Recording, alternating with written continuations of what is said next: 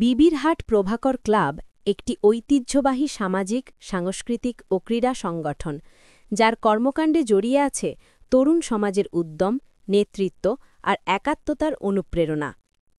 আগামী ২০ জুন ২০২৫ ইংরেজিতে অনুষ্ঠিত হতে যাচ্ছে প্রভাকর ক্লাবের আসন্ন দ্বিবার্ষিক সাধারণ নির্বাচন ২০২৫ থেকে ২০২৬। এই নির্বাচনকে কেন্দ্র করে ক্লাব জুড়ে এখন সাজ রব।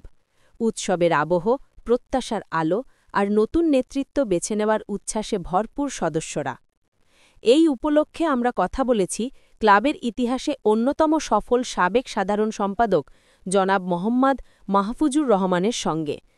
তিনি তার সাক্ষাৎকারে বলেন, প্রভাকর ক্লাব শুধু একটি সংগঠন নয়, এটি আমাদের প্রজন্মের সামাজিক দায়িত্ববোধের প্রতীক। নির্বাচন মানেই প্রতিযোগিতা নয়, বরং এটি একটি সুযোগ নিজেদের মধ্যে সেরা নেতৃত্বকে বেছে নেওয়ার, ঐক্য ও উন্নয়নের পথে সবাইকে একত্রিত করার।